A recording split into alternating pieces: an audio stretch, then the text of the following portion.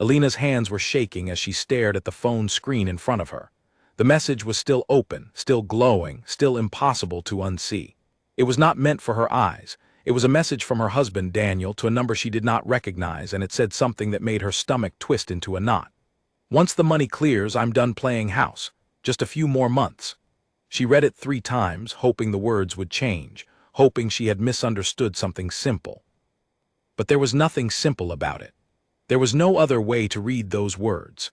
Her husband of almost 2 years, the man who had promised to love her for the rest of his life, was counting down the months until he could walk away with her inheritance in his pocket. She set the phone down slowly, as if it might explode if she moved too fast. The kitchen around her suddenly felt unfamiliar, though she had cooked in it hundreds of times. The soft yellow light above the stove, the small crack in the tile near the sink that Daniel always said he would fix and never did, the framed photo of their wedding day sitting on the counter, all of it looked different now, like a stage set for a play she had not agreed to be in. She thought about screaming. She thought about throwing the phone across the room. But something in her stayed calm, unnervingly calm, the kind of calm that comes right before a person makes a decision that will change their life forever. She picked the phone back up, took a screenshot, and placed it gently into a folder she had just created. She did not know yet what she would do with it, but she knew she would need it. To understand how Alina Whitfield had ended up standing in her kitchen at 11 at night, holding proof that her marriage was a performance, it helps to go back 2 years, to a woman who believed, quite simply, in love. Alina had grown up in a small town where everyone knew everyone, where her grandmother, Grace, had raised her after her parents passed away in a car accident when she was only 9. Grace was a strong woman, the kind who baked bread every Sunday and never once raised her voice, even when Alina broke her favorite vase at age 12. Grace taught Alina to be kind, to work hard, and to never expect anything from anyone that she was not willing to give herself.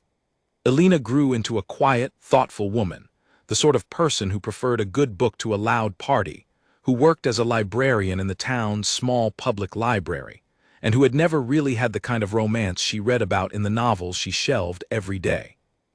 When Grace passed away peacefully in her sleep at the age of 81, Alina was devastated. Grace had been her entire world, her only real family. The funeral was small, quiet, full of neighbors who had known Grace for decades. Alina stood at the front of the church, hollow and lost, unaware that her life was about to be reshaped by a piece of paper sitting in a lawyer's office across town. It turned out that Grace had spent decades quietly investing the modest pension she received after her husband passed. She had never spent lavishly. She drove the same car for 15 years. She wore the same coat every winter.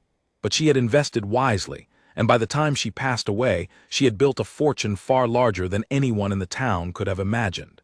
When the lawyer read the will, Alina sat frozen in her chair. Her grandmother had left her nearly everything: the house, the savings, the investments. Alina, a woman who had never had more than a few $1,000s to her name, was suddenly worth well over $2 million. She did not tell many people. She was private by nature, and grief made her even more so. She kept working at the library, kept living in her small apartment, kept driving her old car with the rattling exhaust pipe. The only real change was a new sense of loneliness, because now the person she most wanted to share this strange new chapter with was the one person who could no longer be there. It was 3 months after the funeral when Daniel walked into the library for the first time. He was tall, with an easy smile and the kind of charm that made people feel instantly comfortable around him. He said he was new to the area, working in some kind of consulting business that he described in vague, impressive-sounding terms. He asked Alina for a recommendation on a book about starting a business, and she gave him one without much thought. He came back the next day to tell her he loved it, though Alina suspected even then that he had barely opened it. He kept coming back. Every few days there he was, leaning against the counter, asking about her day, telling small jokes that made her laugh despite herself. Alina had never had a man pay this much attention to her, and she found herself looking forward to his visits more than she wanted to admit. He was warm where her life had been cold since Grace's passing. He was noise in a house that had gone quiet. What Alina did not know, what she could not have known, was that Daniel had learned about her inheritance within his first week of research. He was not, in fact, new to the area by accident. A mutual acquaintance, a woman named Margaret who ran a small real estate office and who had handled some paperwork after Grace's passing, had mentioned to a friend at a dinner party that a quiet librarian in town had come into a rather large fortune. That friend happened to know Daniel. Daniel had a habit of finding women who had recently come into money, often after a loss, when they were most vulnerable and most in need of comfort. He had done it before, in a different city, with a different woman, though that story had ended in a way that left him needing to leave town quickly. None of this crossed Alina's mind as she fell for him. Why would it? She was not foolish, and she was not naive by nature. But grief has a way of softening even the sharpest instincts, and loneliness has a way of making warmth feel like truth. Daniel was patient. He never rushed her, never mentioned money, never asked a single question about her finances in those early months. He was, by every appearance, simply a kind man who liked her for who she was. 3 months after their first conversation in the library, Daniel took her to dinner at a small Italian restaurant on the edge of town, the kind of place with candles on the tables and a violinist who wandered between rows. He got down on one knee before the appetizers even arrived. Alina, stunned and overwhelmed, said yes before she had fully processed the question. Her closest friend, a woman named Claire who had known her since childhood, was less enthusiastic. Claire sat Alina down for coffee the week after the engagement and asked her gently, carefully, whether she thought the timing felt strange. "You've known him for 4 months, Alina, 4 months, and he proposed right after everyone in town found out about the money." Alina had bristled at the suggestion. She told Claire that she trusted Daniel, that he made her happy, that after everything she had lost, she deserved a little happiness without everyone questioning it. Claire backed off, though the worry never fully left her eyes whenever Daniel's name came up. Alina's co-workers at the library had similar reservations, though they voiced them more quietly. One of them, an older woman named Patricia who had worked there for 30 years, once told Alina in passing that Daniel had a way of talking about the future that always seemed to circle back to what he wanted, never quite landing on what Alina wanted. Alina laughed it off at the time. She told herself that people were simply protective of her because of what she had been through, and that they did not know Daniel the way she did. The truth was, nobody knew Daniel the way anybody should have. He kept his past vague, deflecting questions about his family with jokes, changing the subject whenever anyone asked too many specifics about his consulting work. Alina noticed these things in the back of her mind, the way you notice a small stain on a shirt that you plan to deal with later. She was too happy, too relieved to have something good in her life again, to look at the stain too closely. As the wedding planning began, small things started to shift, quietly, the way water slowly wears down a stone. Daniel began asking more questions about her finances, always framed as practical concerns about their future together. He wanted to know how the accounts were set up. He mentioned more than once that it might make sense to combine everything after the wedding, for simplicity's sake. Alina, who had never had to manage this kind of money before, found the idea reasonable. Who better to help her than the man she was about to marry? She agreed to meet with a financial advisor that Daniel recommended, a smooth-talking man who spoke quickly and used words Alina did not fully understand. She signed papers she skimmed rather than read closely, trusting that Daniel had her best interests in mind.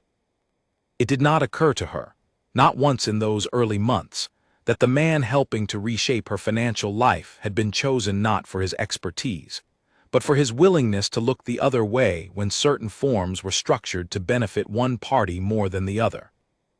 The wedding date was set for 6 months after the engagement. As the months passed, Alina noticed Daniel growing more comfortable in her house, more familiar with her routines, more confident in his place in her life.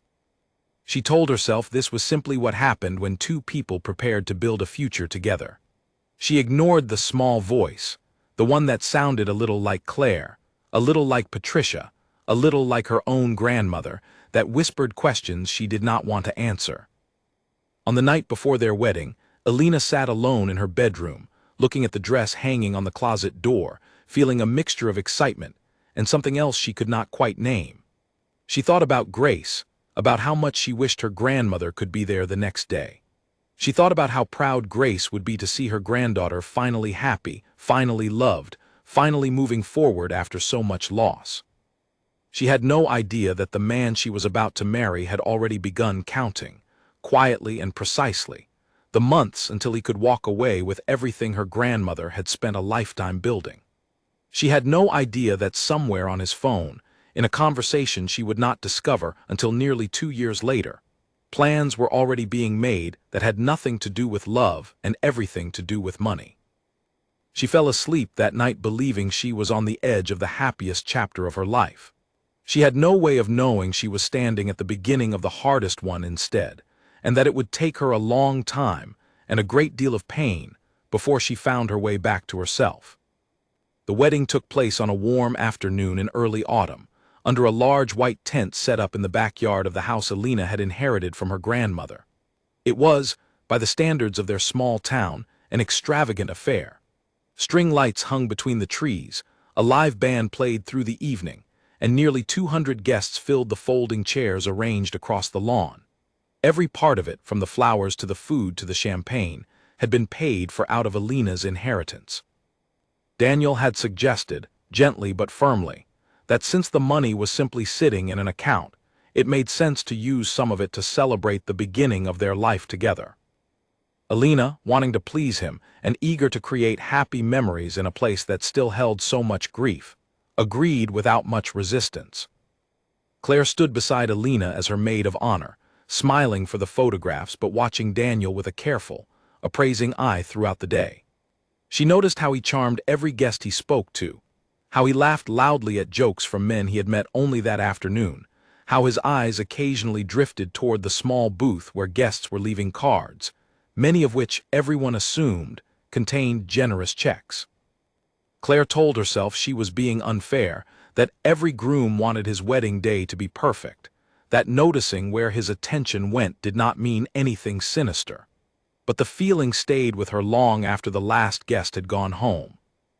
Alina, for her part, felt only joy. She danced with Daniel under the string lights, her dress catching the breeze, and for a few hours she allowed herself to forget every small doubt that had crept into her mind over the past 6 months. She thought about her grandmother, imagining Grace watching from somewhere far away, hopefully proud, hopefully happy that her granddaughter had found someone to share her life with. The honeymoon was a 2-week trip to a resort in a warm coastal country, another expense drawn from Alina's savings. Daniel had planned the entire trip, choosing a luxurious hotel with private villas and personal service, the kind of place Alina would never have picked for herself. She found herself slightly overwhelmed by the extravagance, more comfortable with quiet walks on the beach than the elaborate dinners Daniel insisted on booking each night. Still, she told herself this was simply his way of showing love, his way of making their new marriage feel special. It was on the 5th night of the honeymoon that Alina noticed the first real crack in the image she had built of her husband. They were having dinner at one of the resort's private restaurants, and Daniel excused himself to take a phone call, saying it was work-related.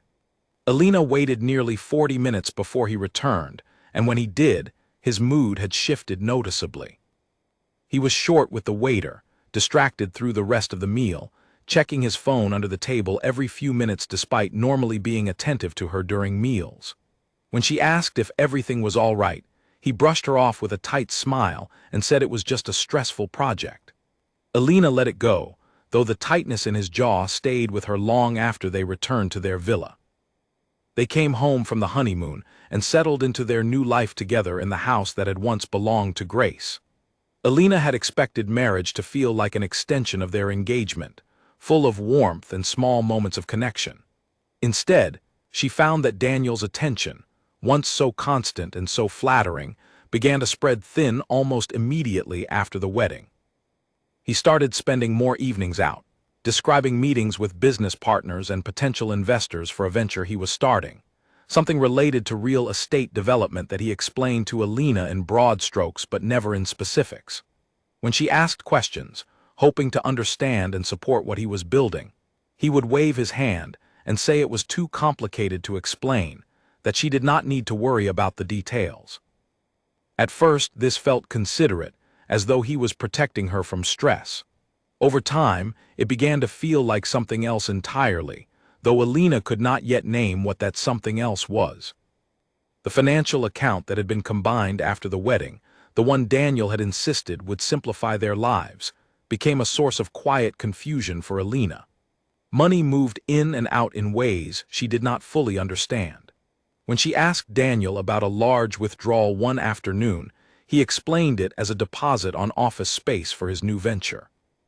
When she asked about another, smaller but still significant withdrawal a few weeks later, he explained it as a necessary expense related to licensing. Alina, who had never managed this kind of money before her grandmother's passing, found herself trusting his explanations largely because she did not know what questions to ask.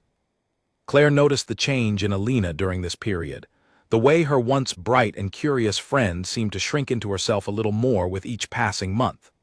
They still met for coffee most weeks, though their conversations grew shorter, Alina often distracted, checking her phone as though waiting for a message that never seemed to come.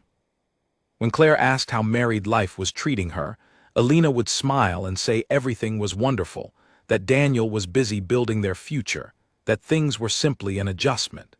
Claire did not fully believe her, but she also did not want to push too hard and risk pushing Alina further away. At the library, Patricia noticed similar changes. Alina, once known for staying late to help with community reading programs, began leaving promptly at the end of her shift, saying she needed to get home before Daniel arrived, though more often than not, Daniel would not actually be home until much later in the evening. Patricia gently suggested more than once that Alina seemed tired, that perhaps she was taking on too much. Alina would deflect with a small laugh, insisting she was simply adjusting to married life, a phrase she repeated so often it began to sound like something she was trying to convince herself of rather than anyone else. The isolation crept in slowly, almost invisibly. Daniel did not forbid Alina from seeing her friends or family. He never raised his voice or made demands that would have been obvious warning signs to anyone watching from the outside. Instead, he simply filled her days and evenings with his own priorities, his own schedule, his own needs, until there was little space left for anything or anyone else.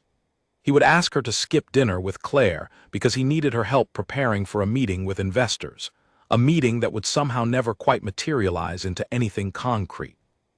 He would ask her to cancel a weekend visit to see old friends because he had unexpectedly invited business associates over for dinner. Associates Alina would later realize she never saw again after that single evening. Alina began to notice that Daniel rarely asked about her day, her interests, or her feelings anymore. Conversations that once flowed easily between them now revolved almost entirely around his ventures, his frustrations with partners who were slow to commit funds, his plans for expanding into properties in nearby towns. When Alina tried to share something about her own life, a funny story from the library, a book she had recently loved, a memory of her grandmother that had surfaced unexpectedly, Daniel would nod along without really listening, his eyes drifting toward his phone or the television in the background. One evening, nearly 8 months into the marriage, Alina tried a different approach. She cooked Daniel's favorite meal, set the table carefully, and waited for him to come home so they could have a proper conversation about how disconnected she had been feeling. When he finally arrived, nearly 2 hours later than he had promised, he barely acknowledged the effort she had put into the evening.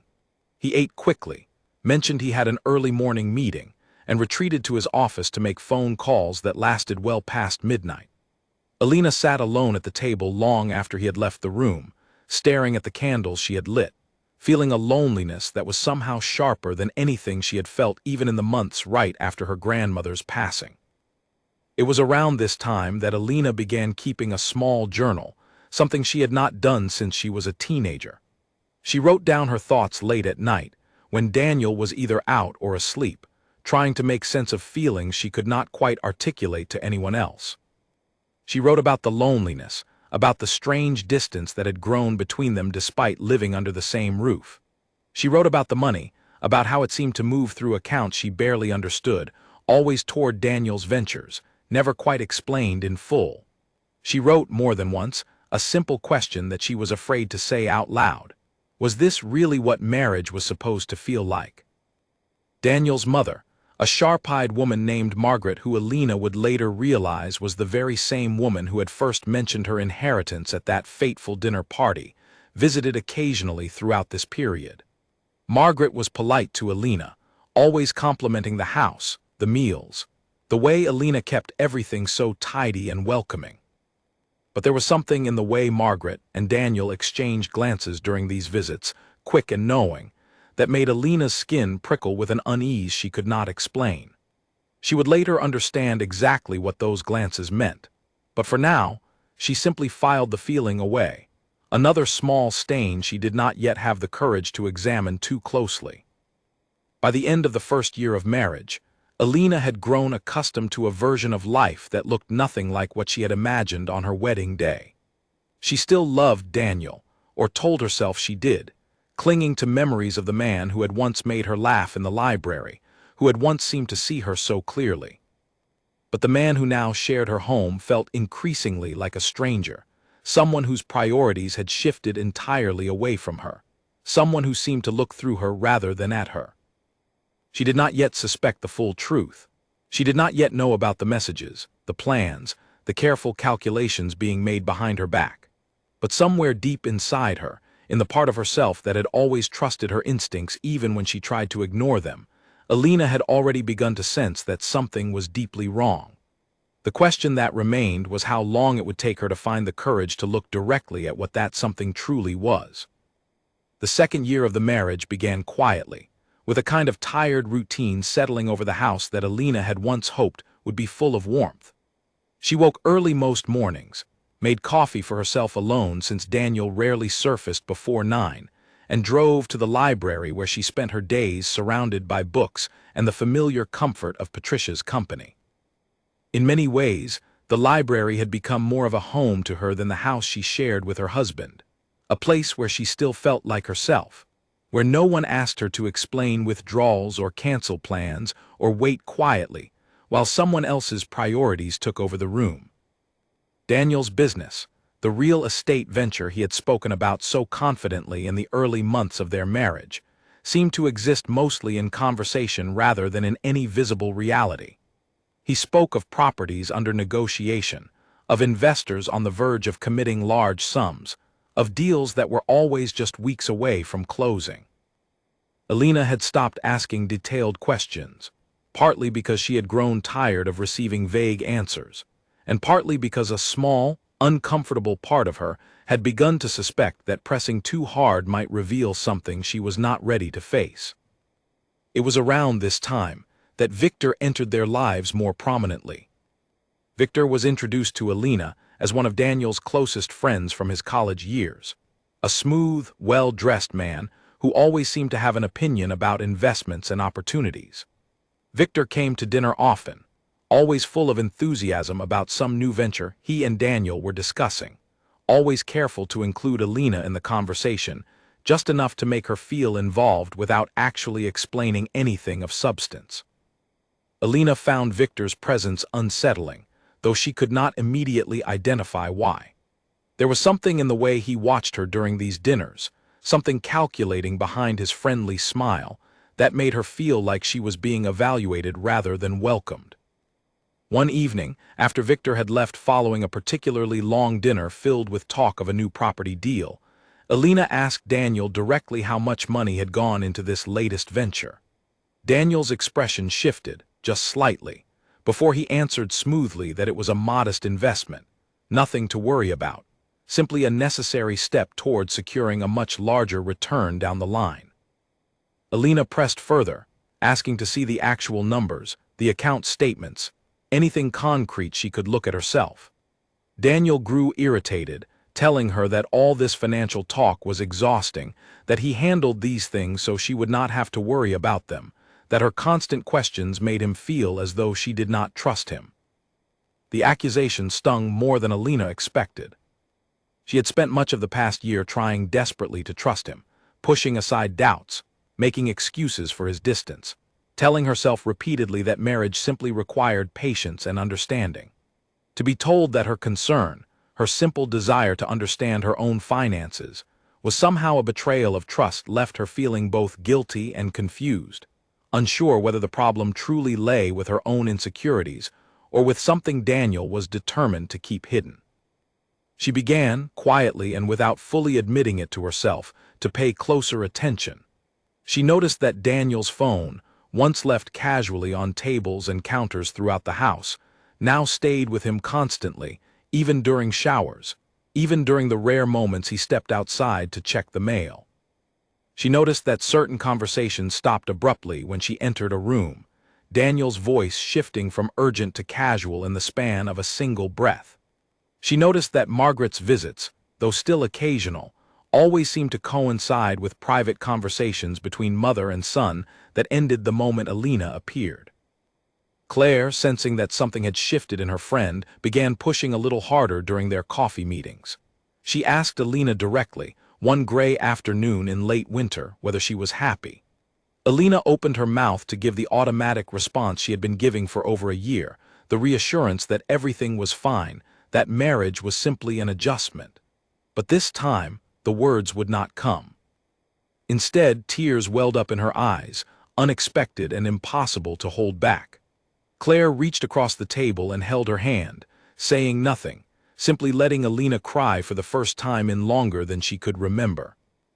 That conversation became a turning point, though not in the dramatic way Alina might have imagined. She did not go home that night and confront Daniel. She did not pack a bag or demand answers. Instead, something quieter shifted inside her, a small flame of self-awareness that had been nearly extinguished over the past year beginning to flicker back to life. She began writing in her journal more consistently, documenting not just her feelings but specific incidents, dates, numbers she managed to glimpse on statements left carelessly on the kitchen counter, names of people Daniel mentioned in passing that she did not recognize. She started, without fully understanding why, to research online how joint accounts worked, what rights she had, what it might mean if significant sums of money continued to flow out of accounts that were legally in both their names. She did this carefully, clearing her browser history each time, telling herself she was simply being cautious, not yet ready to name what she was actually preparing for. Spring brought a visit from Alina's cousin, a woman named Olivia who lived several states away and had been unable to attend the wedding due to a family obligation. Olivia stayed for a week, sleeping in the guest room, and her presence in the house seemed to unsettle Daniel in ways Alina found curious. He was polite to Olivia, even charming in his usual way, but there was a tension in him throughout the visit, a watchfulness that Alina had not seen before. He seemed particularly uncomfortable whenever Olivia asked questions about their finances, about the real estate business, about how things had been going since the wedding. On the third night of Olivia's visit, after Daniel had gone to bed early citing exhaustion, the two women sat up late in the kitchen, the same kitchen where Alina would later discover the truth in full.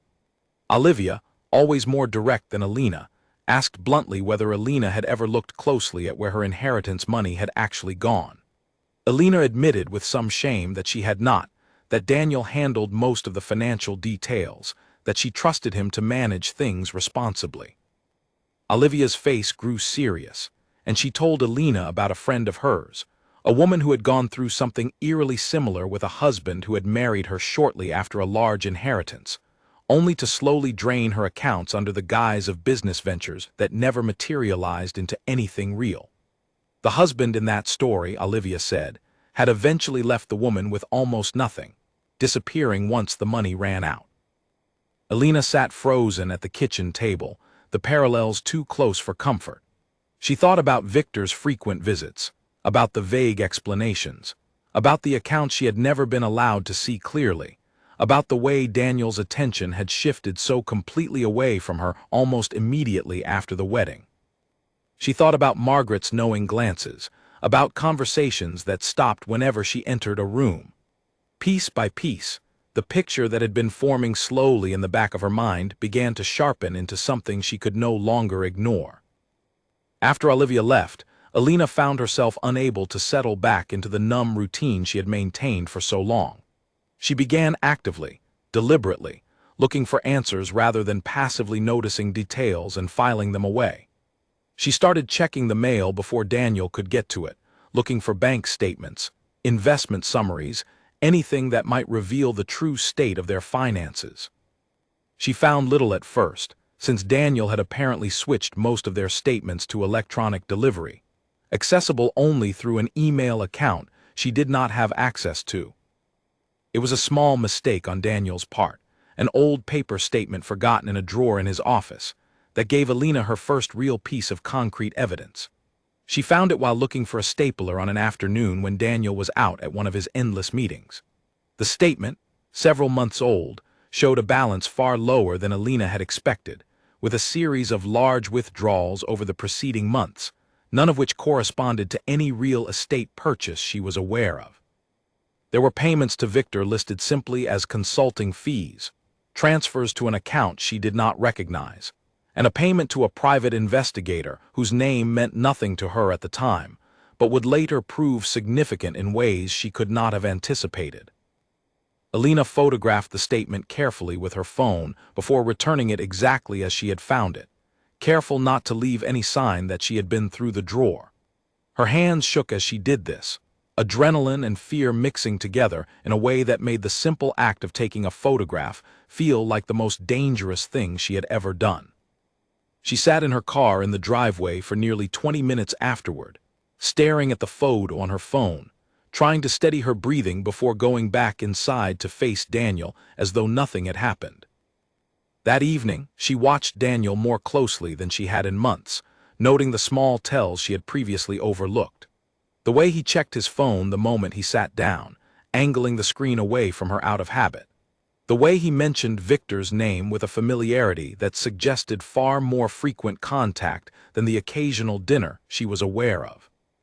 The way he spoke about their finances with a confidence that no longer felt reassuring, but instead felt rehearsed, like a script he had recited many times before.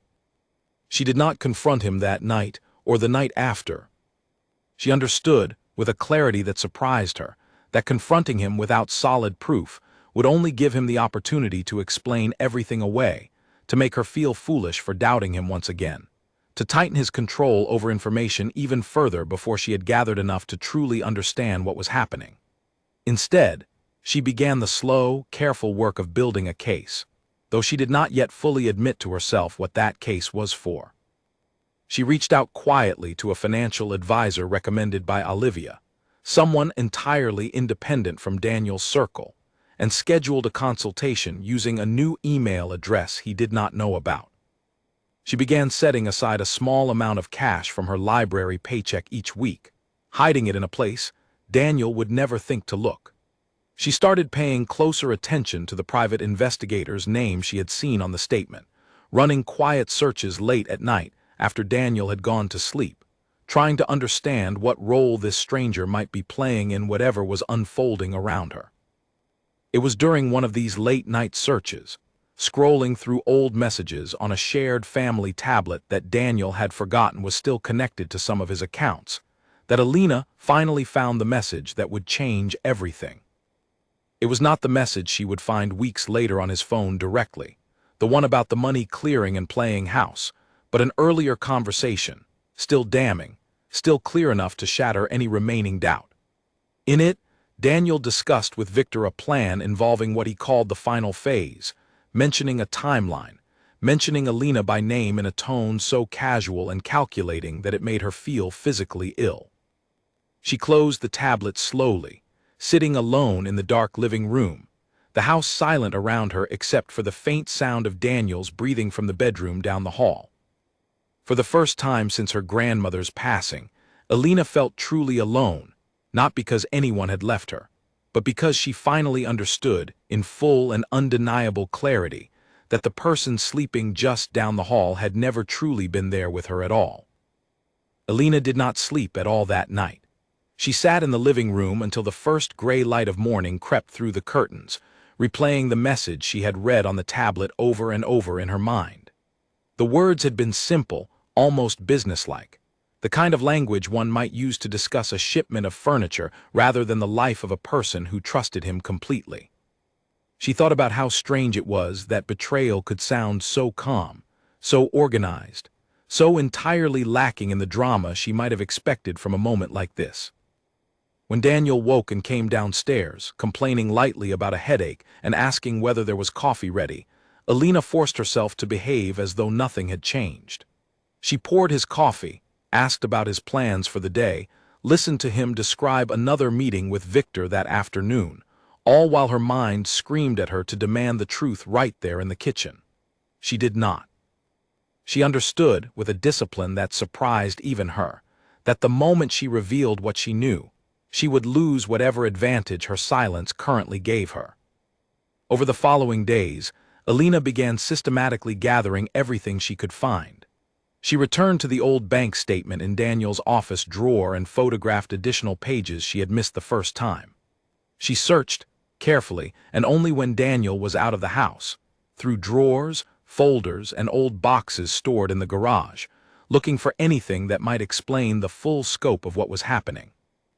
She found a folder tucked behind old tax documents containing printed emails between Daniel and Victor, discussing what they referred to as investment returns that Alina quickly realized were not investments at all, but simply transfers of her own inherited money into accounts controlled by the two men. The private investigator's name, the one she had first seen on the old bank statement, appeared again in one of these emails, along with a brief note suggesting that background checks and monitoring services had been used, apparently to keep tabs on Alina's family, her financial history, and even conversations she had with friends like Claire. The realization that she had been watched, quietly and deliberately, in her own home and in her own relationships, left Alina feeling a violation deeper than anything she had experienced before. It was one thing to suspect that her husband did not love her the way he had promised. It was another thing entirely to learn that he had been actively studying her, mapping her life, treating her not as a partner, but as a target to be managed. She reached out to Olivia first, calling her from the library during her lunch break, speaking in hushed tones from a supply closet where she was unlikely to be overheard. Olivia listened without interrupting as Alina described everything she had found, her voice cracking only once when she mentioned the message about playing house. When Alina finished, Olivia was quiet for a moment before saying, gently but firmly, that Alina needed to talk to a lawyer immediately, someone who specialized in these kinds of situations, someone who could help her understand exactly what her rights were, and how to protect what remained of her inheritance before it disappeared entirely. Alina also confided in Claire, meeting her not at their usual coffee shop, but at Claire's own house, where they could speak privately without any risk of being seen by anyone connected to Daniel. Claire, to her credit, did not say the words Alina feared most, the simple and painful "I told you so" that would have been entirely justified given her earlier warnings. Instead, she held Alina's hands across the kitchen table and told her that none of this was her fault, that Daniel and the people around him had built an elaborate deception specifically designed to fool someone kind and trusting, and that recognizing the truth now, however painful, was an act of strength rather than failure. It was Claire who first mentioned the name of a lawyer she had heard about through a friend of a friend, a woman named Diana who had a reputation for handling complicated financial disputes within marriages, particularly cases involving inheritance and what she called predatory intent. Alina scheduled a consultation for the following week, using her lunch break once again, and telling Daniel she had a dentist appointment, a small lie that felt strange on her tongue but necessary given everything she now understood about him. Diana's office was quiet and professional, decorated simply, with none of the flashy trappings Alina might have expected from a lawyer who charged the kind of fees Diana was known to charge. Diana listened carefully as Alina laid out everything she had discovered, occasionally asking pointed questions, taking notes on a yellow legal pad. When Alina finished, Diana leaned back in her chair and said, with the kind of directness Alina had been craving for months, that this was, unfortunately, not an unfamiliar pattern. Men like Daniel, Diana explained, often targeted individuals who had recently inherited money following a loss, timing their approach carefully, moving quickly toward marriage before the target had time to establish protective legal structures, and then slowly draining shared accounts under the guise of business ventures that rarely, if ever, produced any real returns. Diana explained that Alina's situation was complicated by the fact that the accounts had been combined after the wedding, meaning that legally, some of the money that had already been spent might be difficult to fully recover. However, she was optimistic that with the evidence Alina had already gathered, particularly the emails and messages showing clear premeditation and intent, there were strong options available, both to protect whatever assets remained and to pursue legal action against Daniel and Victor for what appeared to be a deliberate scheme rather than simple mismanagement. For the first time since finding that first damning message, Alina felt something other than fear or grief.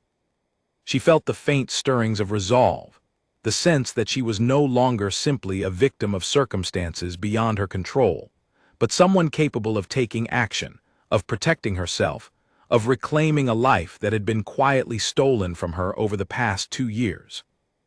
Diana advised her to continue gathering evidence discreetly for a few more weeks before taking any dramatic action, explaining that a well-documented case would serve Alina far better than an emotional confrontation that might allow Daniel to destroy evidence or transfer remaining assets beyond her reach. Diana also recommended that Alina begin quietly moving any accessible funds into a new account under her sole name, something Alina had already begun doing in small amounts through her library paycheck, but which she now understood needed to happen more systematically and carefully. Over the following weeks, Alina became someone she barely recognized, a woman capable of maintaining a calm, ordinary exterior while conducting a careful, methodical investigation into her own marriage. She learned to check Daniel's email account, which he had carelessly left logged in on the family tablet, only during windows when she knew he would be occupied elsewhere. She learned to photograph documents quickly and return them to their exact original position. She learned to ask Victor casual, seemingly innocent questions during dinners, questions designed to draw out details that Daniel's own explanations had always carefully avoided. She also began the difficult emotional work of processing what all of this meant, not just practically but personally. Late at night, after Daniel had fallen asleep, she would sit in the same chair where she had first discovered the truth on the tablet, writing in her journal, trying to untangle her grief over the marriage she thought she had from her anger at the deception she now understood had defined it from the very beginning. She grieved in those quiet hours not just for the loss of trust, but for the version of herself who had been so eager for love, so willing to overlook warning signs, so desperate to fill the void her grandmother's passing had left behind. She thought often about Grace during this period, wondering what her grandmother would say if she could see what had become of the fortune she had spent decades quietly building. Alina imagined Grace's voice, steady and warm, reminding her that strength was not the absence of pain, but the willingness to keep moving forward despite it. This imagined conversation became a kind of anchor for Alina during the hardest moments, a reminder of the values Grace had instilled in her long before Daniel had ever walked into the library. Margaret's role in the scheme became clearer during this period as well. Alina found an old text message thread on the family tablet between Daniel and his mother, dating back to before the wedding, in which Margaret had explicitly encouraged Daniel to move quickly with the engagement, warning him that other men in town had begun to notice the quiet librarian who had recently inherited a fortune. The messages made clear that Margaret had known from the very beginning exactly what her son's intentions were, and had actively participated in encouraging and even helping to orchestrate the entire deception. This discovery was, in some ways, more painful than learning about Daniel and Victor's plans, because Margaret had always presented herself to Alina as a kind, if slightly reserved, mother-in-law, someone who complimented her cooking and admired her patience. To learn that this warmth had been calculated from the start, that Margaret had viewed her not as a potential daughter, but as a target to be managed alongside her son, added another layer of betrayal that Alina had to work through carefully in the privacy of her own thoughts. By the time several weeks had passed, and Alina's folder of evidence had grown substantial, she found herself facing a new kind of exhaustion, different from the emotional numbness of the previous year. This was the exhaustion of constant vigilance, of maintaining a careful performance of normalcy while conducting an investigation into the very foundation of her life. She began to understand why Diana had recommended a timeline, why the lawyer had cautioned against acting too quickly. Alina needed not just evidence, but a plan, a clear sense of exactly how she would move forward once she was ready to reveal what she knew. She scheduled another meeting with Diana, bringing with her the growing collection of screenshots, photographs, and documents she had gathered over the preceding weeks. Diana reviewed everything carefully, occasionally raising an eyebrow at particularly damning pieces of evidence, and told Alina that she now had more than enough to move forward with confidence. The question that remained, Diana said gently, was not whether Alina had a strong case, but whether she was ready, emotionally and practically, to take the next step. Alina sat quietly in Diana's office for a long moment, thinking about the 2 years that had led her to this point, about the wedding under the string lights, about the honeymoon dinner where she had first noticed his mood shift, about the countless small moments where she had chosen to overlook her own instincts in favor of maintaining the fragile peace of a marriage that had never truly existed the way she believed it did. When she finally spoke, her voice was steady in a way that surprised even her. She told Diana she was ready.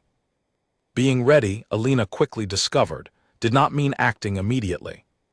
Diana explained that the weeks ahead would require patience and precision, a careful sequence of steps designed to protect Alina's remaining assets and strengthen her legal position before any confrontation took place.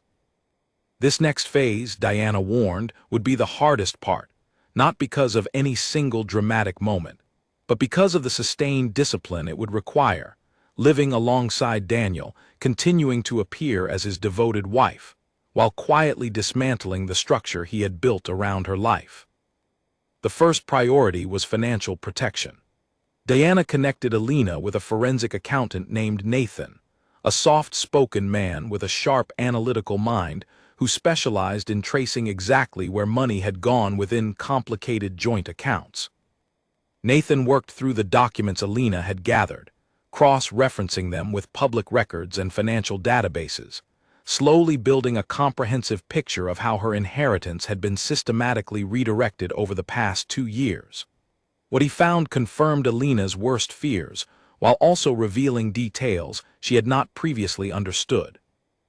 Nathan explained that Victor was not simply a friend involved in vague business schemes, but had a documented history of similar activities in 2 other states, always operating just within the boundaries of legality, always structuring transactions in ways that made outright theft difficult to prove in court, though the pattern of behavior was unmistakable to anyone who knew how to look for it. The real estate venture Daniel had spoken about so confidently for 2 years turned out to have almost no legitimate business activity behind it at all. A small office had been rented briefly, enough to create the appearance of legitimacy, but no properties had ever actually been purchased or developed. The vast majority of funds that had flowed into the venture's accounts had subsequently flowed back out, split between Daniel and Victor's personal accounts, with smaller amounts going to Margaret and to the private investigator whose services, Nathan confirmed, had indeed been used to monitor Alina's activities and relationships throughout the marriage. Armed with Nathan's detailed financial analysis, Diana began preparing the legal groundwork for what would come next.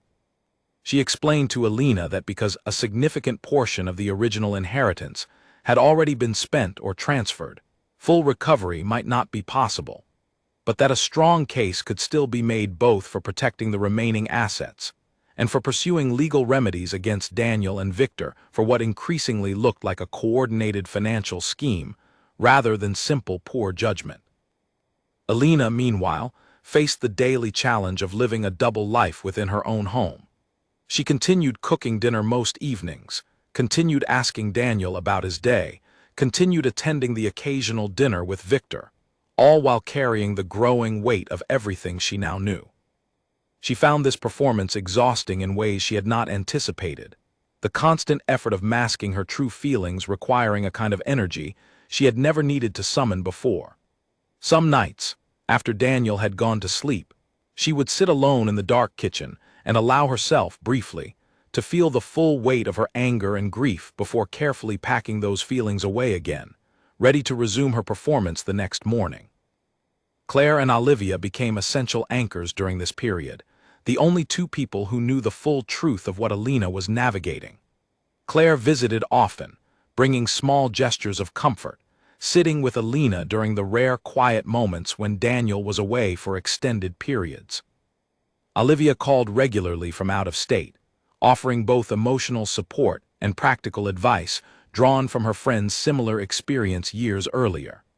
Together, they helped Alina maintain the strength required to continue her careful, patient work, without breaking under the pressure of living so close to someone who had betrayed her so completely. Diana advised Alina to begin quietly establishing independence in ways that would not raise suspicion.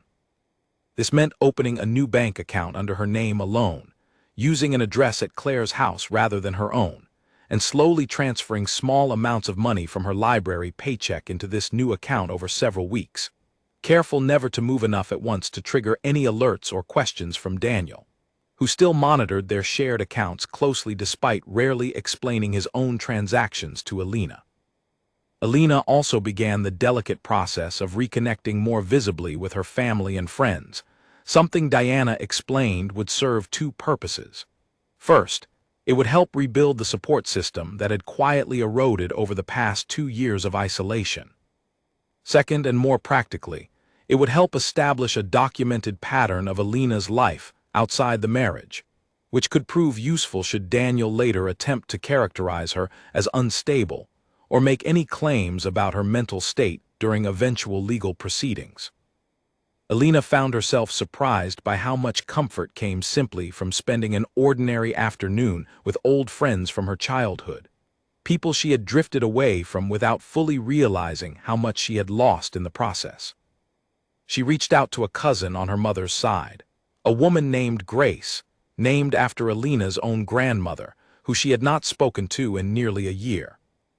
Their reunion was warm and immediate, as though no time had passed at all, and Alina found herself crying during their first phone call, overwhelmed by how much she had missed the simple comfort of family who asked nothing of her except her presence and her honesty. Meanwhile, Daniel remained almost entirely oblivious to the transformation occurring quietly around him. He continued his pattern of late meetings and vague explanations, apparently confident that Alina remained the same trusting, accommodating woman he had married 2 years earlier. If anything, his behavior grew slightly more careless during this period, as though the success of his scheme thus far had made him complacent. He began leaving documents more casually around the house, taking phone calls in rooms where Alina could easily overhear fragments of conversation, apparently unable to imagine that the woman he had so thoroughly underestimated might be quietly building a case against him. It was during this period that Alina discovered the full scope of what Daniel and Victor referred to as the final phase in their earlier messages. Through a combination of careful observation and a fortunate piece of overheard conversation, Alina learned that Daniel was planning to push for one final, larger transfer of funds within the next 2 months, framed as a critical investment opportunity that would supposedly multiply their remaining assets significantly. This transfer, Alina understood immediately upon learning of it, was likely intended to be the last major extraction before Daniel began his exit from the marriage entirely, exactly as his earlier message about the money clearing had suggested. She brought this information to Diana immediately, and together they developed a plan to intercept this final transfer before it could occur. Diana explained that Alina had legal grounds to freeze certain shared assets given the evidence they had already gathered, though doing so would require finally revealing to Daniel, at least in part, that she was aware something was wrong. This realization brought Alina to a difficult crossroads. She could continue playing along, gathering more evidence but risking the loss of significant remaining funds during the final phase Daniel was planning. Or she could act now, moving to protect what remained even though doing so would mean the careful secrecy she had maintained for weeks would soon come to an end. After much deliberation, and with Diana's guidance, Alina decided to move forward with legal action to freeze the joint accounts before the planned transfer could take place. This decision required her to finally sign a series of legal documents, formally engaging Diana as her attorney and authorizing the filing of an emergency motion to protect the remaining marital assets, pending a full investigation into what Diana's filing carefully described as a pattern of financial misconduct. The night before the filing was set to occur, Alina sat awake in bed beside Daniel for the last time, listening to his steady breathing, thinking about the 2 years that had led them to this point. She felt no anger in that quiet moment, only a strange, heavy sadness for the version of herself who had once believed so completely in the fairy tale beginning they had shared in the library. She thought about Grace, about the strength her grandmother had shown throughout her own life, and found herself whispering a quiet promise into the darkness, a promise that she would not let this betrayal define the rest of her life, no matter how difficult the coming days proved to be. The following morning, Diana's office filed the emergency motion, formally notifying the court of suspected financial misconduct within the marriage and requesting an immediate freeze on the couple's joint accounts pending further investigation. Alina went to work at the library as usual that day, her hands trembling slightly as she checked in returned books and helped patrons locate titles on the shelves, aware that somewhere across town, a legal process had just been set in motion that would soon bring the careful secrecy of the past 2 months to an abrupt and dramatic end. She did not yet know exactly how Daniel would react when he learned what she had done. She did not know whether he would respond with anger, with desperate pleading, or with the same cold calculation that had defined his behavior throughout their entire relationship. But for the first time in longer than she could remember, Alina felt something that had been missing from her life since the moment she first read that damning message in her kitchen. She felt in control, not of Daniel, not of the outcome that awaited her, but of herself, of her own choices, of the direction her life would take from this point forward. Whatever happened next, she understood, would happen because she had chosen it, not because she had simply allowed it to happen to her. And that distinction, small as it might have seemed to anyone else, felt to Alina like the first true victory she had claimed in 2 long years. Daniel discovered the account freeze on a Tuesday afternoon, while attempting to transfer funds for what he had described to Alina the night before as an urgent business opportunity that could not wait. Alina was at the library when her phone began buzzing repeatedly, call after call from Daniel, each one more frantic than the last. She let the first few calls go to voicemail, taking a moment to steady herself before finally stepping into the small break room and answering. His voice, when she finally picked up, carried none of the smooth confidence she had grown accustomed to over the past 2 years. He demanded to know what she had done, why their accounts had suddenly been frozen, whether she understood how much damage this could cause to his business dealings. Alina listened calmly, feeling a strange sense of detachment as she absorbed his anger, as though she were watching the scene unfold from somewhere outside her own body. When he finally paused for breath, she told him simply that they needed to talk when she got home, and that she would explain everything then. She spent the rest of her shift at the library in a state of careful focus, checking in books and answering patron questions with an outward calm that masked the storm of emotions churning beneath the surface. Patricia noticed something different in her that afternoon, though she could not quite identify what had changed. Alina moved with a kind of purpose she had not shown in months, her shoulders slightly straighter, her eyes slightly clearer, as though she had finally set down a weight she had been carrying for a very long time. Diana had prepared Alina carefully for this moment, running through likely scenarios and helping her rehearse exactly what she would say when the confrontation finally came.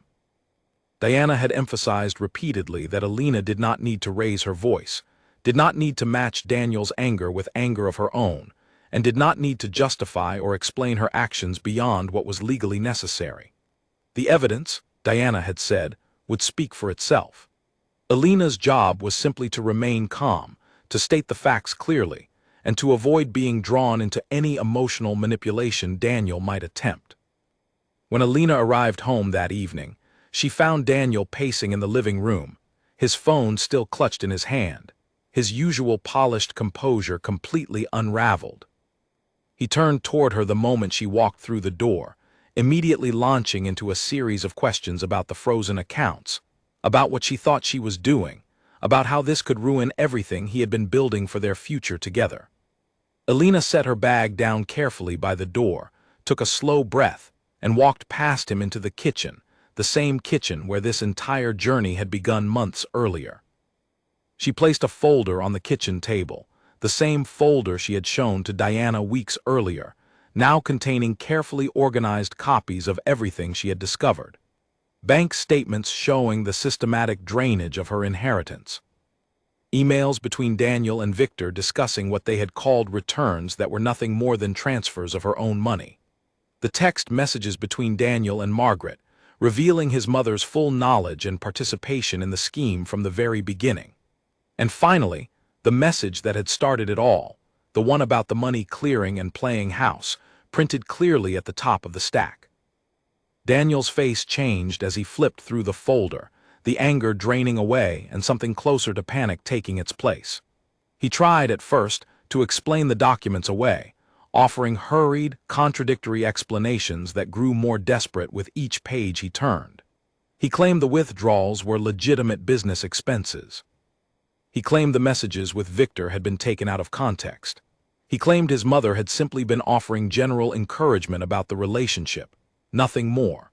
But as he reached the final page, the message about playing house staring back at him in undeniable black and white text, his explanations finally failed him completely, and he fell silent, staring at the paper as though he could somehow will the words to disappear. Alina watched him carefully during this silence, searching within herself for the anger she had expected to feel in this moment, the confrontation she had imagined so many times during the sleepless nights of the preceding months. Instead, she felt only a quiet, steady clarity. She told him, in a voice that surprised her with its calmness, that she knew everything. She knew about Victor's history in other states. She knew about the fake business venture. She knew about the private investigator who had monitored her life for the past 2 years. She knew about his mother's involvement from the very beginning. And she knew, with absolute certainty now, exactly what he had planned to do once the final transfer of funds had gone through. Daniel attempted several different approaches in rapid succession, each one revealing a little more of the man Alina had never truly known despite 2 years of marriage. He tried anger first, accusing her of spying on him, of violating his privacy, as though the violation of trust belonged to her rather than to him. When that approach failed to shake her composure, he shifted to something closer to desperation, insisting that whatever had started as a plan had genuinely changed over time, that he had truly come to care for her despite how it had all begun. Alina listened to this claim with something close to sadness, recognizing in it the same manipulative charm that had first drawn her in at the library nearly 3 years earlier, and finding, for the first time, that she was no longer susceptible to it. She told him, still calm, still steady, that she had already filed for legal separation, that the accounts would remain frozen pending a full investigation into the misuse of her inheritance, and that Diana would be handling all further communication regarding the marriage and the finances going forward. She told him that she would be staying with Claire for the time being, and that she expected him to have removed his belongings from the house by the end of the week. Daniel's composure finally broke entirely at this point. He begged her to reconsider, his voice cracking in a way Alina had never heard before, not even during the most emotional moments of their courtship. He promised he could fix everything, that he would pay back every dollar, that he would end things with Victor immediately, that his mother's involvement had been exaggerated, and he would cut ties with her as well if that was what Alina needed to see. He reached for her hand across the kitchen table, and Alina, though her instinct was to pull away immediately, allowed herself one final moment of contact, One final chance to search his face for any trace of the man she had once believed she loved. She found nothing there but fear. The fear of a man who had built his entire strategy around underestimating the person he had chosen as his target, and who was now watching that strategy collapse entirely because he had failed to account for her strength, her intelligence, and her capacity to protect herself once she finally understood what was happening. She gently withdrew her hand and told him, with a finality that left no room for further argument, that this conversation was over, and that any further communication between them would go through their respective attorneys. She left the kitchen and walked upstairs to the bedroom, where she had already packed a bag earlier that week in anticipation of this exact moment, hiding it carefully in the back of the guest room closet where Daniel would never think to look.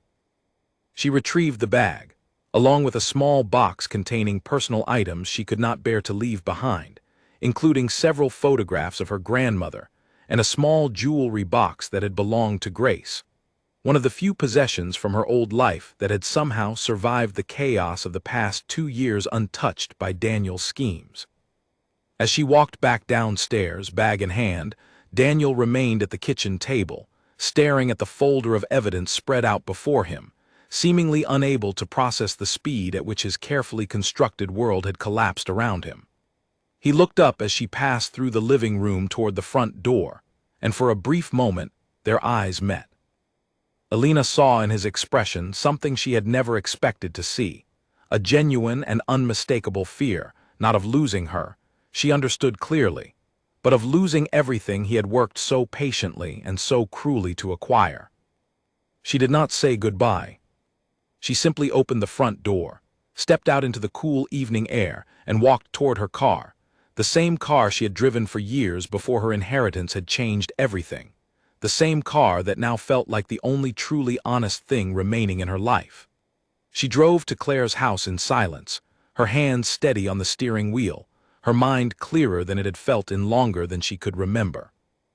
Claire was waiting for her when she arrived, having received a brief text message earlier that day letting her know this moment was finally approaching.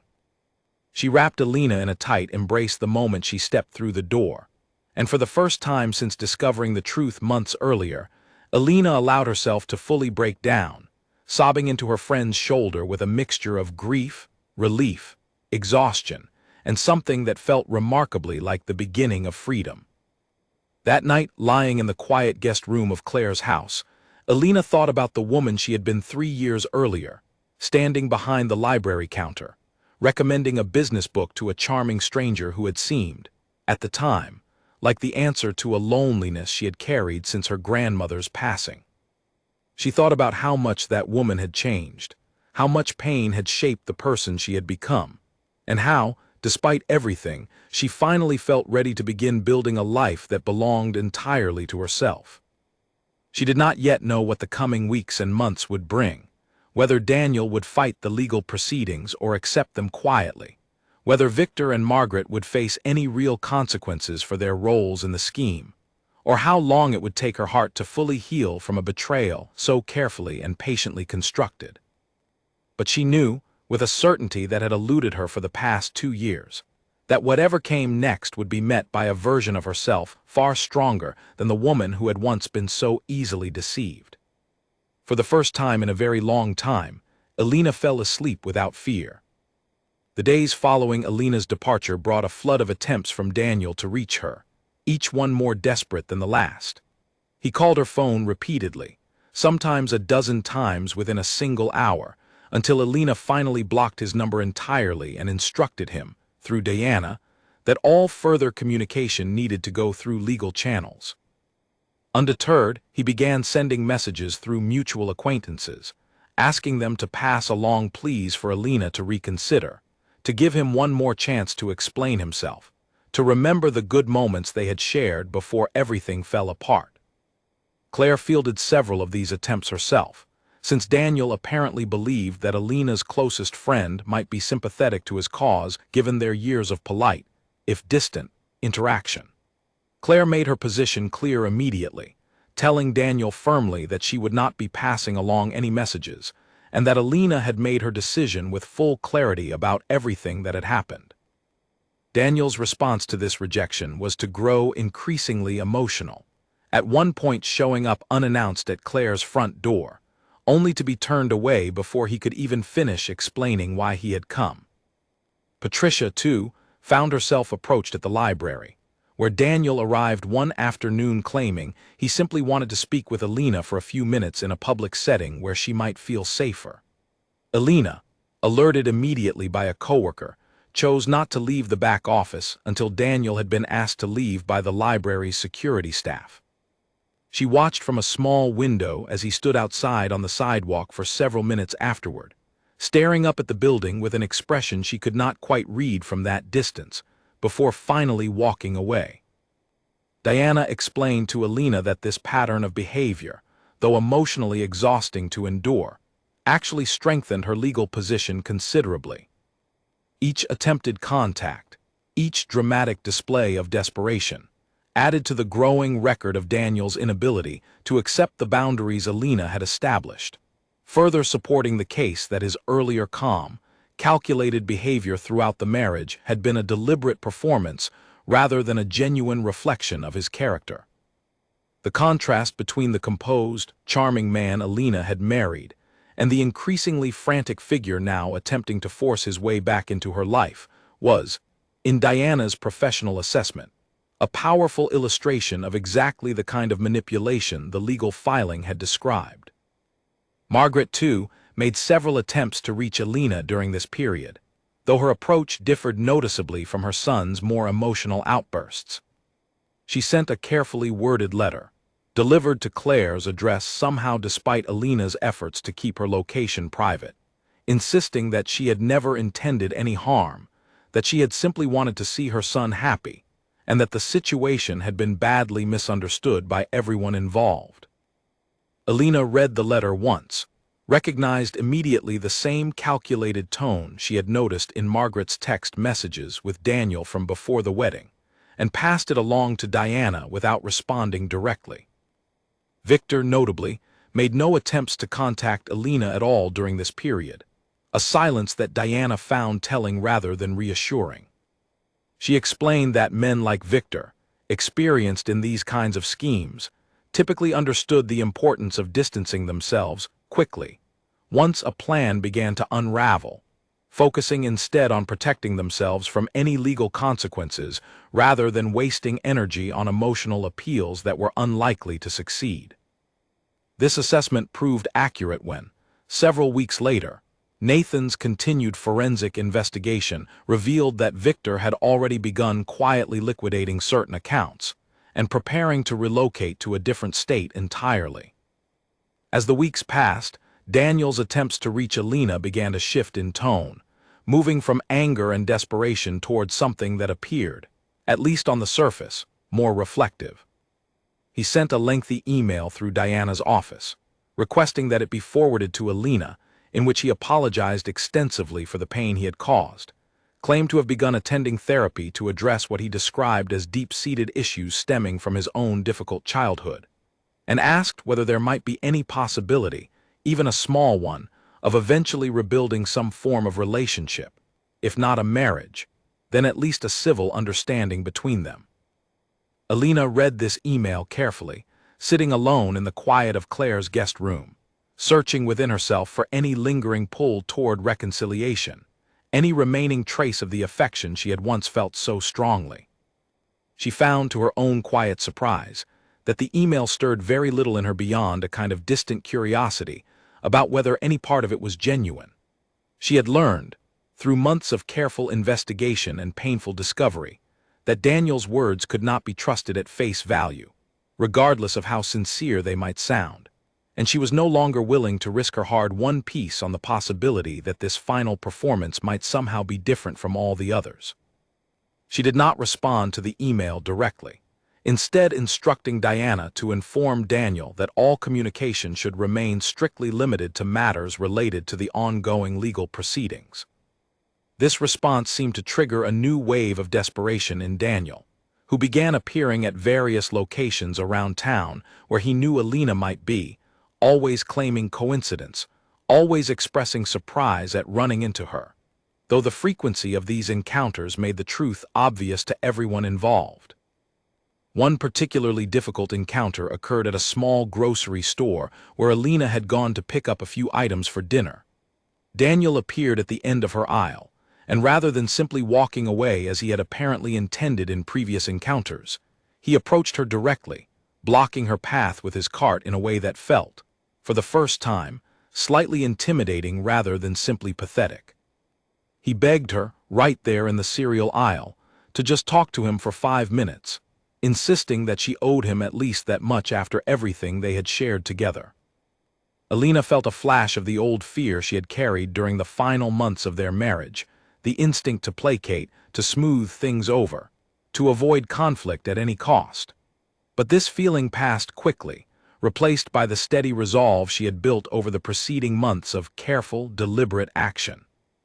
She told him clearly, in a voice loud enough that nearby shoppers could not help but notice, that she did not owe him anything, that his behavior in that moment was inappropriate, and that if he did not step aside immediately, she would call the store's security. Daniel, apparently shocked by this firm response from a woman he had once considered easily managed, stepped back and allowed her to pass, though the encounter left Alina shaken for the rest of the evening. She reported the incident to Diana the following morning, who advised her that if such encounters continued, a formal restraining order might become necessary to establish clear legal boundaries. This possibility seemed to reach Daniel through his own attorney shortly afterward, and the direct encounters largely stopped following the grocery store incident, replaced instead by occasional messages sent through Diana's office, each one slightly less frequent than the last, as though Daniel was slowly beginning to accept, however reluctantly, that the marriage and everything it had represented was truly and permanently over. Margaret's attempts also diminished during this period, particularly after Diana sent a formal letter making clear that any further contact, whether through Alina directly or through third parties, would be viewed as harassment and addressed accordingly through legal channels. Margaret's final message, delivered through her own attorney rather than directly, was a brief and notably less warm acknowledgement that she understood the boundaries being established and would respect them going forward. Throughout this difficult period of unwanted contact and lingering tension, Alina found unexpected strength in the growing network of support around her. Claire remained a constant presence, offering both practical help and emotional steadiness whenever the weight of everything became too much to carry alone. Olivia called regularly, sharing her own experience of rebuilding after a difficult relationship and offering perspective that only someone who had walked a similar path could truly provide. Grace, the newly reconnected cousin, began visiting on weekends, bringing a warmth and familiarity that reminded Alina of family bonds she had nearly lost touch with during the isolating years of her marriage. Patricia, too, continued to be a source of quiet strength at the library, adjusting Alina's schedule where possible to accommodate legal appointments and offering the kind of steady, undemanding support that Alina found she needed most during this transitional period. The library itself, once simply a workplace, had become something closer to a sanctuary, a space where Alina could exist as herself, unburdened by the performances and careful calculations that had defined so much of her married life. As the legal proceedings continued to move forward, with Nathan's forensic accounting providing increasingly clear documentation of exactly how much of Alina's inheritance had been systematically diverted over the course of the marriage, Alina began to notice a shift within herself. The constant vigilance that had defined her life for months, the careful watching and waiting and gathering of evidence, began to relax slightly, replaced by something that felt, for the first time in a very long while, like genuine peace.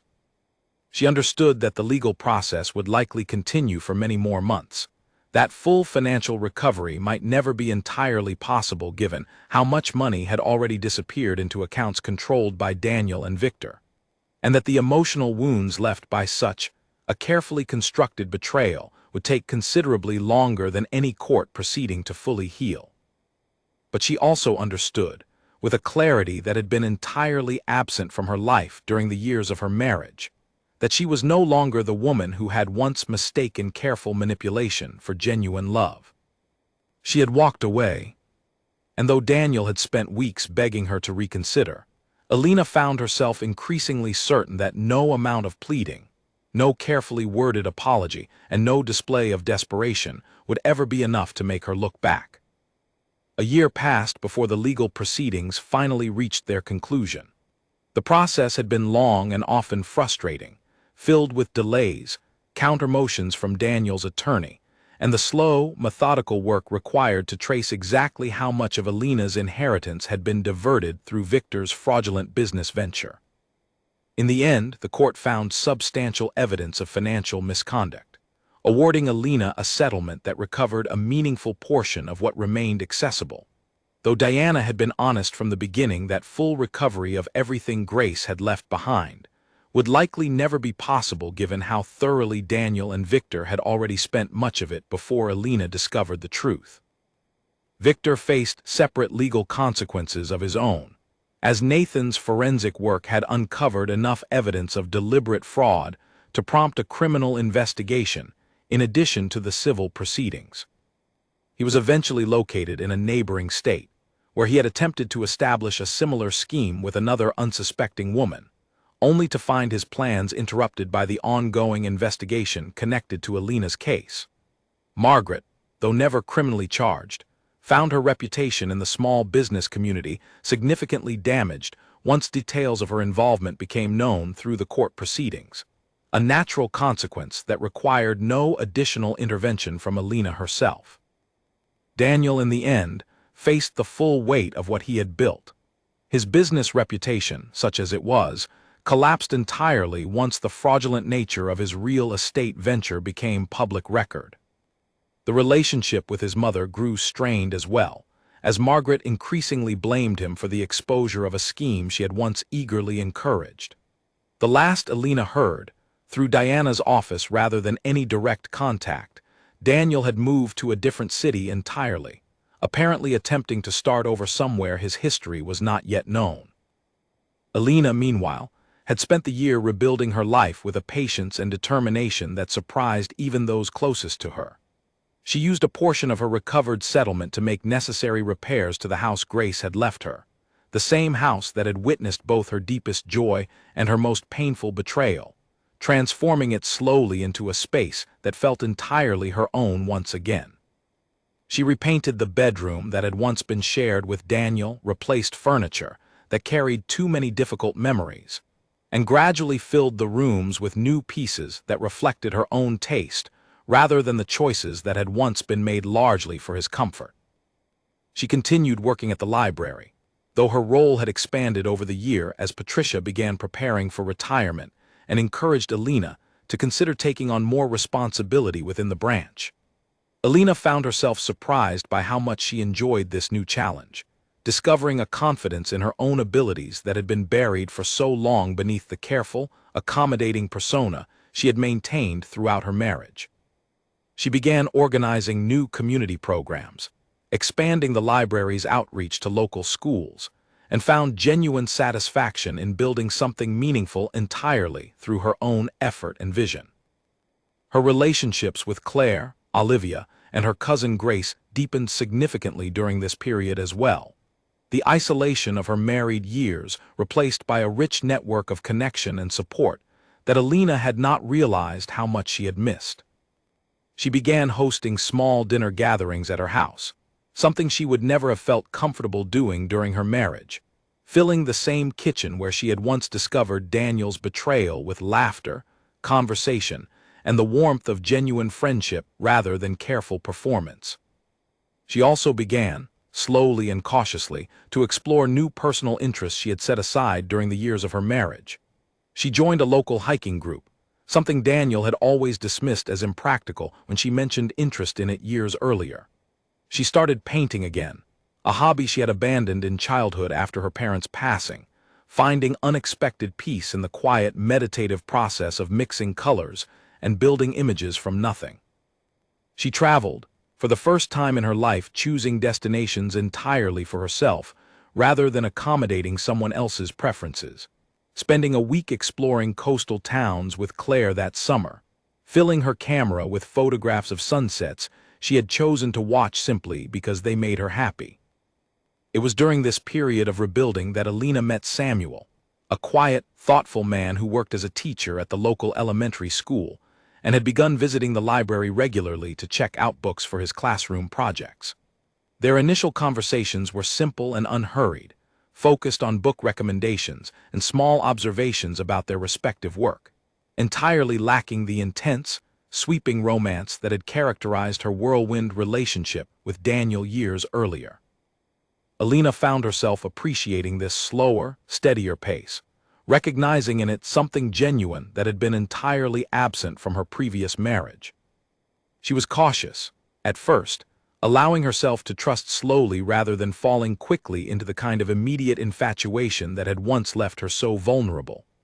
Samuel seemed to understand this caution without needing explanation, never pushing for more than Alina was ready to offer, content simply to build a friendship first and allow whatever came next to develop naturally in its own time. Claire, watching this new relationship unfold with the careful attention of a protective friend, found herself relieved to see none of the warning signs that had troubled her so deeply during Daniel's initial courtship years earlier. Alina did not rush toward marriage this time, having learned through painful experience the value of patience, of genuinely knowing someone before building a life alongside them. She and Samuel dated for over a year before any serious conversations about the future began, and even then, Alina approached these discussions with a clear-eyed practicality that had been entirely absent from her earlier relationship. She established, calmly and without apology, clear expectations about financial transparency, about mutual respect, about the kind of partnership she was and was not willing to accept moving forward. 2 years after walking out of the house she had once shared with Daniel, Alina stood once again in her backyard, though this time the gathering was small and intimate, nothing like the lavish spectacle of her first wedding. She and Samuel exchanged simple vows in front of a handful of close friends and family, Claire standing beside her once again, though this time with genuine joy rather than the guarded concern that had marked her role at the earlier ceremony. Alina wore a simple dress she had chosen entirely for herself, and as she looked out at the small gathering of people who had supported her through the hardest years of her life, she felt a peace that had been entirely absent from her first wedding day. Grace, she often thought during these quiet, happy moments, would have been proud of the woman she had become, not despite the pain she had endured, but because of the strength and clarity she had found on the other side of it. Alina kept a small photograph of her grandmother on the mantel of the newly renovated living room, a quiet reminder of the values that had ultimately guided her through the darkest period of her life and toward something far more genuine and lasting. She thought occasionally about Daniel, though these thoughts came less frequently as the years passed and carried less emotional weight each time they arose. She did not wish him harm, having found that carrying anger toward him for too long only slowed her own healing rather than affecting him in any meaningful way. But she also did not wish him well in any active sense, understanding clearly that the man who had once begged her to reconsider their marriage had never truly loved her at all, had only mourned the loss of access to a fortune he had spent years carefully working to claim as his own. What Alina had gained, in the end, far outweighed everything she had lost. She had gained clarity about her own strength, discovered through the hardest circumstances imaginable that she was capable of protecting herself, of rebuilding her life from nothing, of recognizing genuine love when it finally appeared in her life without the manipulation and calculation that had defined her first marriage. She had gained a renewed connection to family and friends who had supported her unconditionally throughout her darkest period. And she had gained, perhaps most importantly, an unshakable understanding that walking away from something that appeared, on the surface, like everything she had ever wanted, could ultimately become the very decision that led her toward a life far more genuine and fulfilling than anything she could have imagined during those early, hopeful days behind the library counter. Daniel had married her for an inheritance and had overlooked the person standing right in front of him for nearly 2 years. But in the end, it was Alina who had truly seen clearly, who had recognized the truth beneath the careful performance, and who had found within herself the courage to walk away from a life built on deception, choosing instead to build something real, something lasting, and something entirely, finally, her own. 5 years after that first terrible night in the kitchen, Alina stood in the doorway of a new room in the house, one that had not existed during either of her marriages. A bright, sunlit space that had once been a storage area but was now filled with easels, half-finished canvases, and jars of brushes soaking in murky water.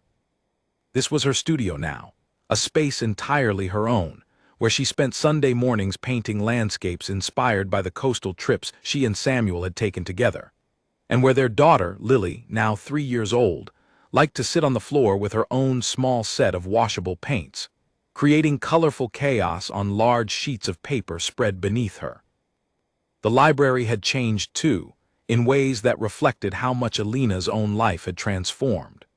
Patricia had retired 2 years earlier, and Alina had stepped into the role of head librarian, a position that came with responsibilities she once would have found intimidating but now approached with quiet confidence.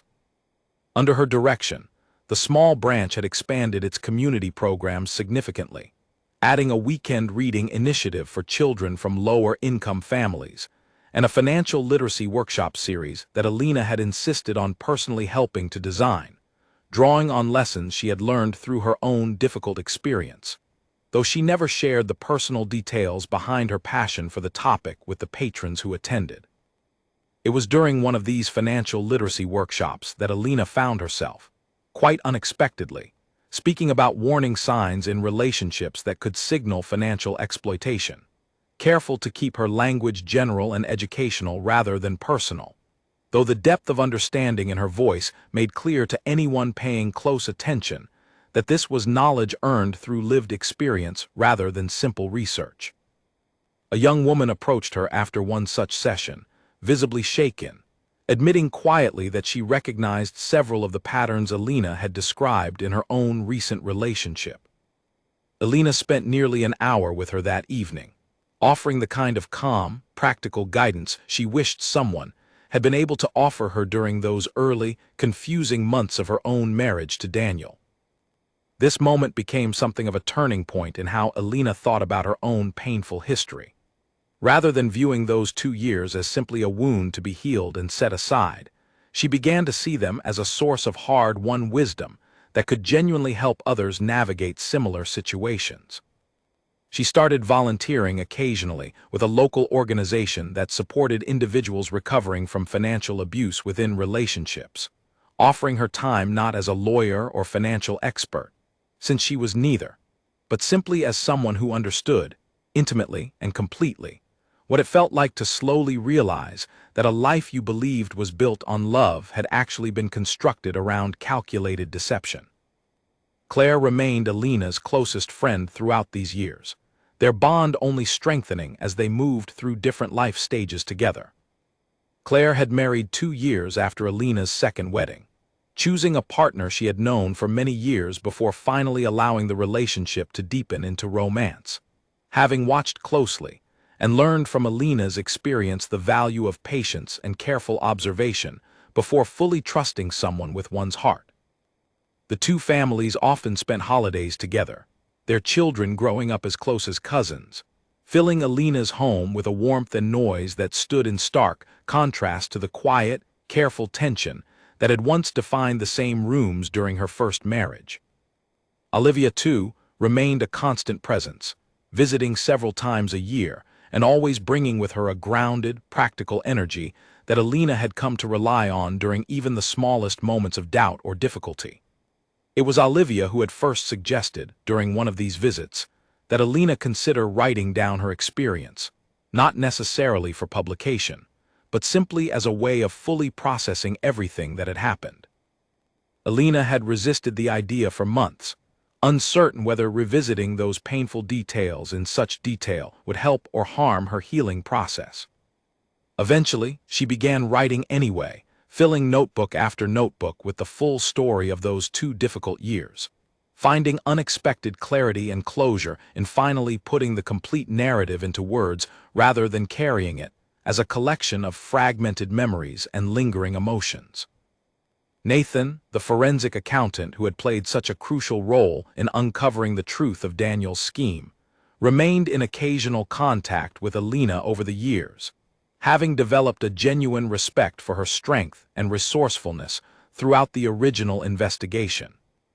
He mentioned to her, during one such conversation several years after the case had concluded, that Victor had eventually faced criminal charges in a separate state for a nearly identical scheme targeting another vulnerable woman, this time following the loss of her husband rather than a grandparent.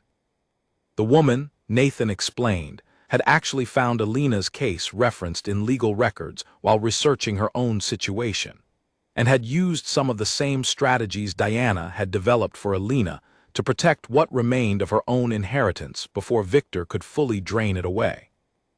Learning this brought Alina a complicated mixture of emotions, a quiet satisfaction that her painful experience had inadvertently helped protect another woman from a similar fate, alongside a renewed anger that men like Victor and Daniel continued to seek out vulnerable people to exploit, treating grief and loneliness as opportunities rather than recognizing the humanity of the people they targeted.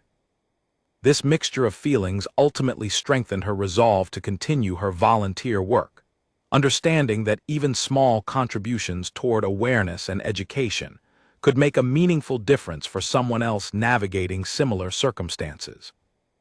Margaret reached out one final time, nearly 4 years after the divorce had been finalized, sending a brief letter to the library rather than to Alina's home, apparently having learned through some indirect connection that Alina had taken on a more prominent role there. The letter was different in tone from her earlier attempts at contact, less defensive and manipulative, containing what appeared to be a genuine, if belated, acknowledgement of the harm she had participated in causing. She mentioned that her relationship with Daniel had grown distant in the years since the scheme had unraveled, that he had struggled to maintain stable work or relationships since his reputation had become known, and that she herself had spent considerable time reflecting on the choices she had made in encouraging her son's actions all those years ago. Alina read the letter carefully, sitting alone in her office at the library, feeling neither the sharp anger of earlier years nor any particular warmth toward the woman who had once presented herself as a caring mother-in-law while actively participating in a scheme designed to exploit her. She ultimately chose not to respond, understanding that closure, for her, no longer depended on anything Margaret or Daniel might say or do. Her peace had been built independently, through years of deliberate rebuilding, through the love of her new family, through the strength of her friendships, and through the meaningful work she had chosen to pursue both at the library and within her community. Samuel, throughout all of these years, remained exactly the steady, genuine presence he had shown himself to be from their earliest conversations in the library.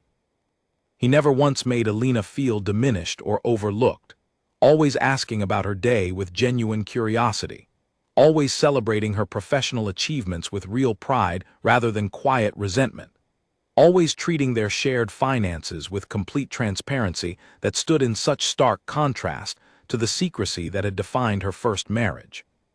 Their daughter, Lily, was growing up in a household built on honesty and mutual respect, a stark and deliberate contrast to the careful, guarded atmosphere Alina had once mistaken for normal married life. On the anniversary of Grace's passing each year, Alina visited her grandmother's grave, bringing Lily along as soon as she was old enough to understand, telling her stories about the strong, quiet woman who had raised her and whose fortune, hard-won through decades of careful saving, had ultimately outlasted the man who had tried to steal it away, surviving instead to build a life far richer and more meaningful than money alone could ever measure. She would sit quietly by the headstone, sometimes for just a few minutes, sometimes for much longer, updating her grandmother in her own mind on everything that had happened, on the studio filled with paintings, on the library programs helping other families, on the small, ordinary joys of a life finally lived on her own honest terms. She thought during one particularly reflective visit about how strange it was that the very fortune Grace had left her, the one Daniel had married her to obtain, had ultimately led her not toward the life he had planned to steal, but toward a far deeper understanding of her own strength and worth. The money itself, much of it lost to Daniel and Victor's scheme despite her best efforts at recovery, had never truly been the point.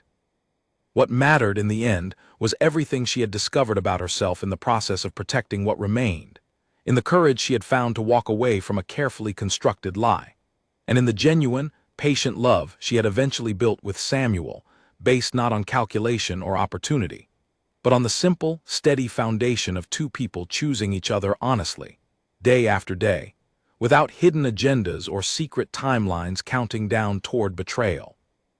Alina closed her notebook one evening, having finally finished writing the complete account of those difficult years, and looked around her sunlit studio, at Lily's colorful handprints still visible on the corner of the wall despite several attempts to clean them away, at Samuel's quiet footsteps approaching from the hallway to tell her dinner was ready. She smiled, set the notebook aside, and walked toward the sound of her family waiting for her, carrying with her not the weight of what Daniel had taken, but the full, hard-won knowledge of everything she had ultimately built for herself in its place.